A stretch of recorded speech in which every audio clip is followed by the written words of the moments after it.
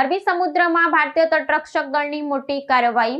પાકિસ્તાની માછીમારી નૌકાને ફિલ્મી ઢબે પીછો કરી ઝડપી પાડી। ભારતીય તટરક્ષક દળ કોસ્ટગાર્ડ દ્વારા અરબી સમુદ્રમાં આંતરરાષ્ટ્રીય જળસીમા નજીક એક શંકાસ્પદ પાકિસ્તાની માછીમારી નૌકાને ઝડપી પાડવામાં સફળતા મળી છે।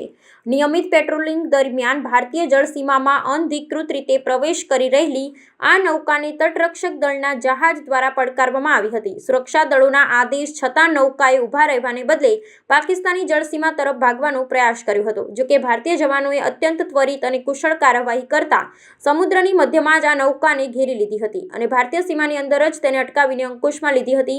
આ કાર્યવાહી અંગે સત્તાવાર સૂત્રો પાસેથી મળતી વિગત અનુસાર ઝડપાયેલી નૌકા પર સવાર ખલાસીઓની પ્રાથમિક પૂછપરછની તપાસ હાથ ધરવામાં આવી છે। તટરક્ષક દળના જવાનોએ નૌકા પર સવાર થઈ તેની સંપૂર્ણ તપાસ કરી, જેમાં તે પાકિસ્તાની મૂળની હોવાની પુષ્ટિ થઈ છે। સુરક્ષા એજન્સીઓ દ્વારા નૌકાના ભારતીય ક્ષેત્રમાં પ્રવેશવાના હેતુ અંગે ઊંડાણપૂર્વક તપાસ કરવામાં આવી રહી છે। સમુદ્રી માર્ગે થતી કોઈપણ ગેરકાયદેસર પ્રવૃત્તિ કે સંભવિત ઘૂસણખોરીને ડામવા માટે ભારતીય તટરક્ષક દળ અત્યંત સજ્જ છે અને આ સફળ કામગીરી તેની સતર્કતાનું જીવંત પ્રમાણ છે।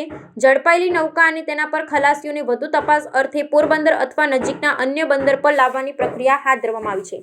અહીં વિવિધ સુરક્ષા એજન્સીઓ અને ગુપ્તચર વિભાગ દ્વારા ખલાસીઓની સંયુક્ત પૂછપરછ કરવામાં આવશે, જેથી કોઈ સંભવિત સુરક્ષા જોખમની શક્યતાઓને ચકાસી શકાય। અરબી સમુદ્રમાં વધતી જતી આ પ્રકારની પ્રવૃત્તિઓને ધ્યાનમાં રાખી દરિયાકાંઠાની સુરક્ષામાં વધારો કરી દેવામાં આવ્યો છે અને માછીમારોને પણ શંકાસ્પદ હલચલ દેખાય તો તુરંત જાણ કરવા સૂચના આપવામાં આવી છે। આગામી સમયમાં આ મામલે વધુ વિગતો જાહેર કરવામાં આવે તેવી શક્યતા છે।